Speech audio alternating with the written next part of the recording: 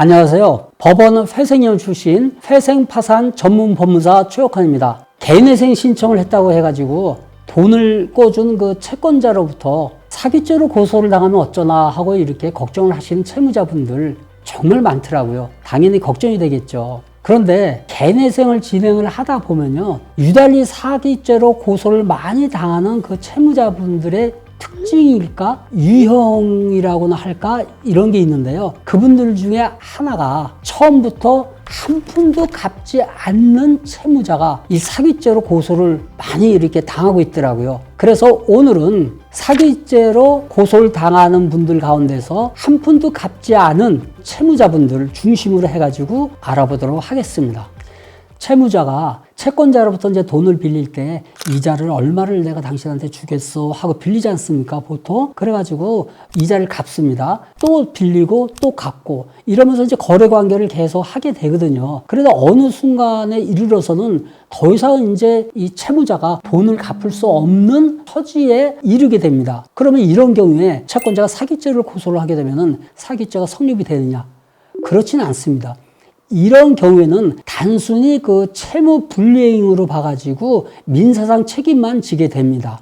근데 이제 반대의 경우가 있지 않습니까? 반대로 1억이라고 예를 들어요. 1억을 이제 채권자로부터 빌렸는데, 아니, 돈은 처음부터 한 푼도 안 갚는 거예요. 단돈 10원도 안 갚았어요. 그러면 이런 경우에는요, 변제 능력이 처음부터 애시당초 없는 걸로 보고, 또 변제 의사가 애시당초 없는 걸로 보고, 사기죄가 성립될 가능성이 굉장히 높습니다. 채무자가 개인회생을 신청을 했다고 하더라도 이 해당 채권자는 사기죄로 채무자를 고소를 할 수가 있습니다. 그런데 단순히 돈을 빌려서 갚지 못했다고 해서 이 모든 게 사기죄가 성립이 될까요? 그렇지는 않고요. 해당 사안이 사기죄 성립 요건에 해당이 돼야만 사기죄로 처벌을 할 수가 있습니다.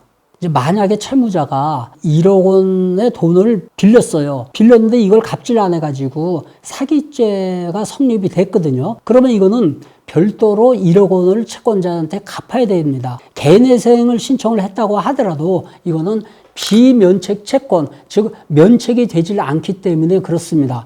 그래서 저 같은 경우에는요, 개인회생 상담을 하면서 최근 채무회 같은 경우에는 3번 정도는 변제를 하고 개인회생을 신청을 하도록 권해드리고 있습니다. 최근 대출을 받은 후에 한 3번 정도를 변제하지 않고 진행하게 될 경우 채권자가 이제 사기죄로 고소를 하게 되는 확률이 굉장히 높은데요. 특히 이제 대부업체 같은 경우에는 뭐 사기죄로 거의 고소를 하더라고요. 근데 만약에 사기죄로 판결이 되면은 앞에서 말씀드린 바와 같이 이게 비면책 채권이 되기 때문에 이 채권은 개인회생 채무로 포함을 할 수가 없고 별도로 변제를 해야 됩니다. 그런데 이자를 3번 정도 이렇게 납입을 했다고 그래가지고 사기죄를 면할 수 있는 건 아닙니다. 이게 왜냐면요, 법원에서도 개인회생 신청을 기준으로 해서 1년 이내에 최근 대출 내역, 입출금 자료라든지 이런 거를 꼼꼼히 이렇게 살펴보거든요. 3개월 뒤에 개인회생 신청을 했다고 그래가지고 사실관계가 달라지는 경우는 그렇게 많지 않습니다. 최근 채무 같은 경우에 한 3번 정도를 변제를 좀 하세요라고 하는 그 이유는요, 딴 게 아니고 한 번도 변제하지 않은 상태에서 이렇게 개인회생을 신청을 한다면요, 누가 봐도 이거는 채무자가 일부러 개인회생 신청을 하기 위해서 악의적으로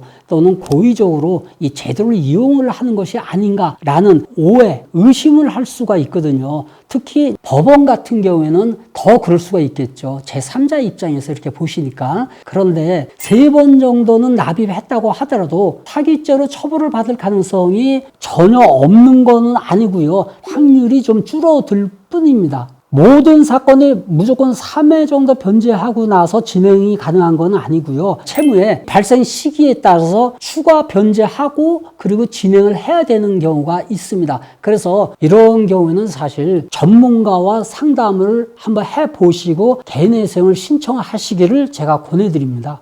오늘 최혁환 법무사의 회생팁은 여기에서 마무리하겠습니다. 다음번에도 더 재미있고 유익한 컨텐츠로 찾아뵐 테니까요. 오늘 제 영상이 좋으셨다면 구독과 좋아요 많이 눌러주시고 응원의 댓글 부탁드립니다.